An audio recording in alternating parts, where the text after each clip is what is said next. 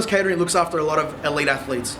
Not just elite, but from ballerinas to super heavyweight professional wrestlers to figure competitors to the country's best soccer players to AFL footballers. There isn't an athlete we can't look after. For me, Adonis Kitchen is allowing us to teach athletes how to cook and fend for themselves. The premise of Adonis Kitchen is to allow them to come to me with their issues and their problems with how they eat, which is such an important part of their day-to-day, and to be selected and to be their best.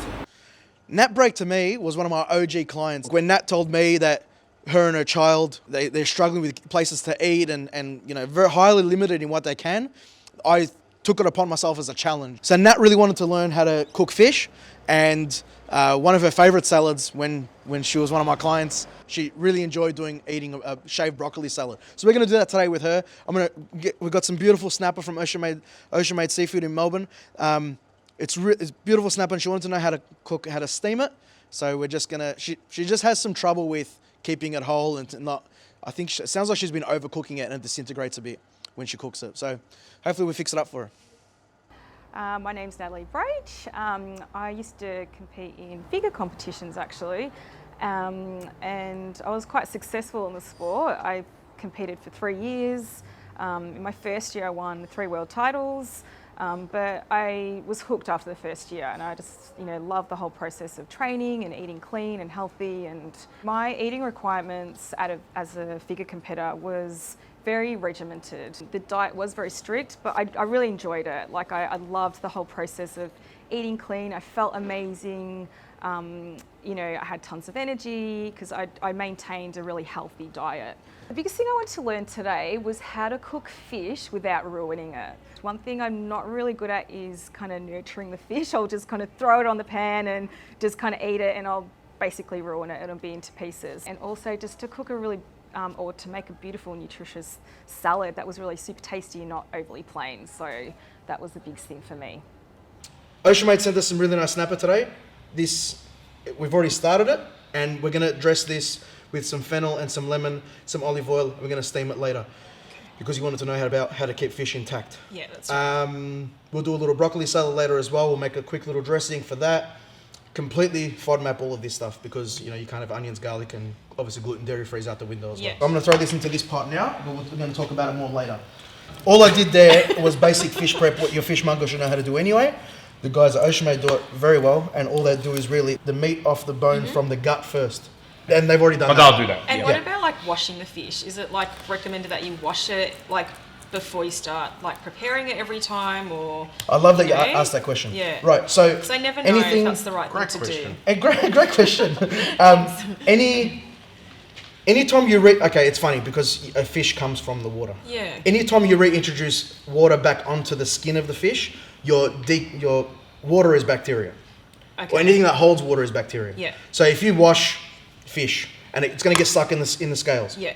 Whether the scales are off or not, but in the molecules of the skin, and it's going to deteriorate your fish faster. Okay. Doesn't matter if you're going to use it in a day or two. Yeah. But in the grand scheme of things, if you're going to keep the fish and I intend to cook this tomorrow night, you get invited to a dinner party the next night, and you're like, I'll cook it in 3 days, and you're going to pull the fish out in 3 days, and it's going to have like a slight pong to it. Yeah, that's where the skin has been deteriorated because of the water molecules that are stuck in the skin. All right, so all we've done here, we kept the skin on because it doesn't matter. It's already been scaled. Because my mates at Ocean Made know how to do that properly. Bless them. All the off-cuts pieces, all straight into the stock for later. So we'll talk about it later. I've done this for the intensive purposes of trying to keep it clean and everything later when you eat it. Yep. However, you can absolutely cook this whole. Okay. What we're about to do now, so we're going to do some fennel. Keep that for something later. We're just going to do slices of fennel for this now. Probably about 1 centimetre thick, half centimetre thick. Because you want this to cook now roughly all at the same time. You don't eat, not that you can't eat raw fennel, you just don't want to eat completely raw fennel. Okay. But as I said, if you've got whole fish, you can just stuff this into the gills and the head. All right. So you can put that there. I'm going to arrange that there. I'm going to fix that in a second. Lob this in half. And I'm putting this straight on just so the flavors can get into the fish immediately. I'm not worried about salt right now because salt isn't going to flavor it. I want fennel. We're using fennel and lemon because they're a more predominant flavor than salt. The salt can come later. I'm not fussed about it. Quite a predominant odour from the fennel. Yes. Yeah, it's Do you eat fennel at home? Yes. Oh, sometimes I do. Yeah. Just Excellent. in like raw salads. So we've got lemons there, slices. I don't often bake with it though. With lemon? Like no, just Fennel. fennel. Yeah. Oh, cool. Look, it is very nice eaten raw. Just a little salty action. We'll just salt the other one. Yeah. In this case, we've got baking paper here underneath. And it won't stick, right? And it won't stick to anything like at all. So we're just going to fold these up in a second and pop them into the steamer. So this now, if you didn't put salt and oil on it, you can put this in the fridge and come back to it in 3-4 hours or whenever. Yeah. The next day if you want. Yeah. We'll check it in 5-10 minutes and you'll see that hopefully it's going to start cooking it a little bit. Even the salt that I just put on it. So as I said, if you're doing a dinner party, you want to just get this ready because you don't want smelly fish hands later when your guests arrive. Get it to this stage, keep some baking paper underneath it so it's easier to handle later and pop it in the fridge. Okay. Forget about it. Let's do a dressing. Now you can throw them into stocks like we are today. Because I often just use the leafy bit. Yeah, of course. Oh, look, that's where the flavour is. That's where the chlorophyll is. That's what's going to keep it all green and nice. Chlorophyll. And love. Just tear it with your hands. Nothing fancy. And this stuff here, you know what I really enjoy doing with it? Slice it really fine. Throw it into my onions and garlic whenever I make bolognese or sugo. Oh, cool. In your case, you can't use onions and yeah. garlic, Yeah. but you can still use it for any sautés and stuff that you do Okay, great. for whatever. Are you familiar with a microplane? I am, yes. Wonderful. Attack. Get in there. So just straight into the... Straight into there, and I'm going to grab some olive oil.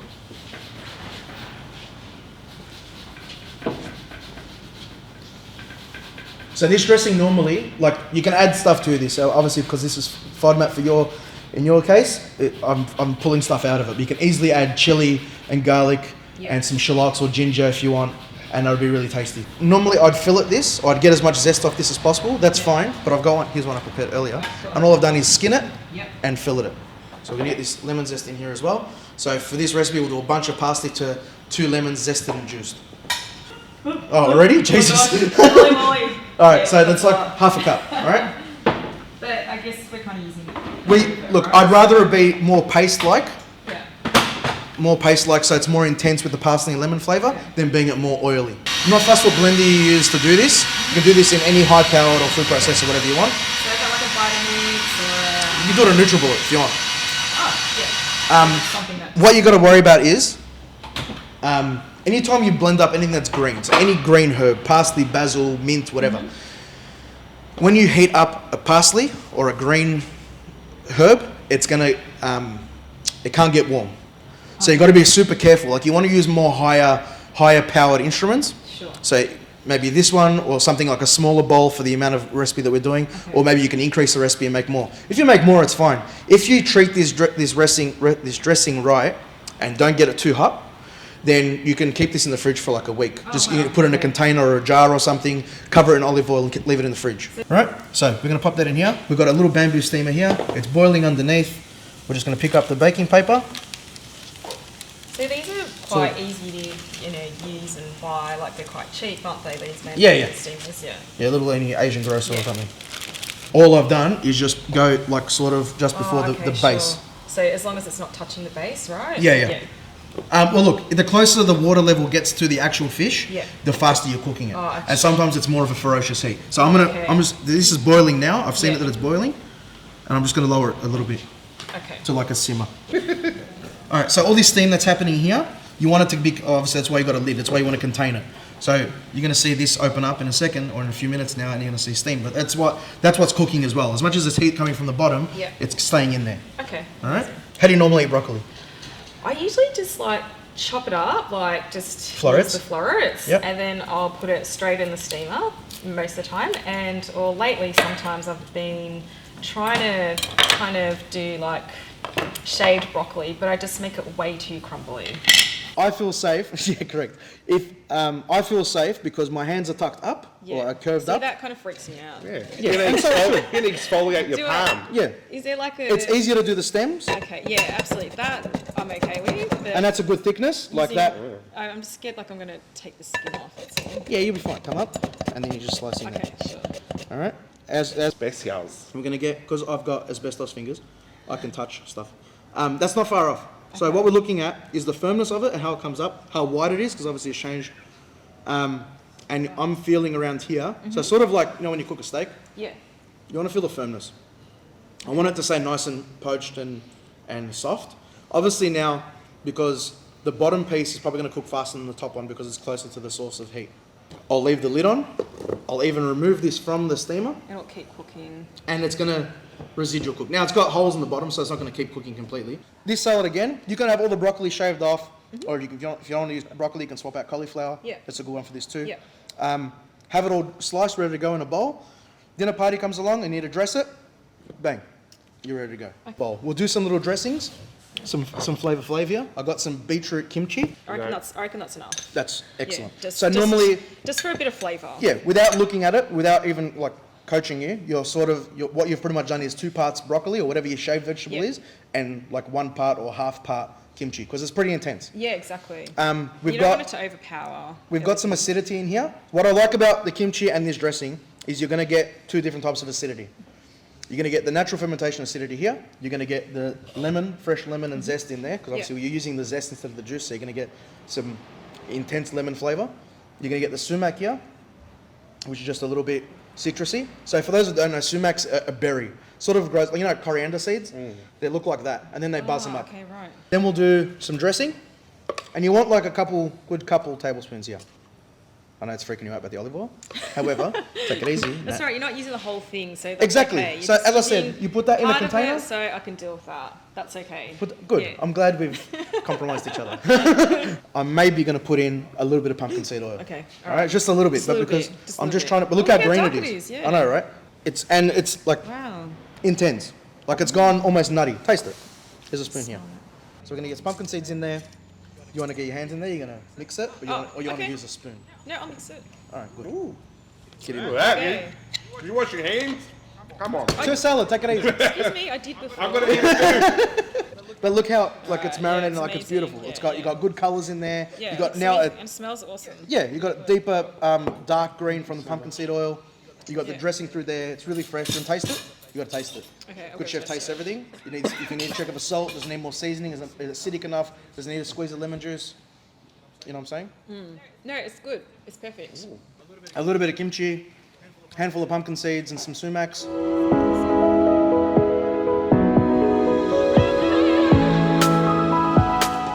So when it comes to fish, we differentiate between white fish and oily fish. So in regards to their protein content's pretty similar. Probably around 20 to 25 grams of protein per 100 grams, but it's more got to do with the omega-3 and the fat content that differentiates between white and oily fish.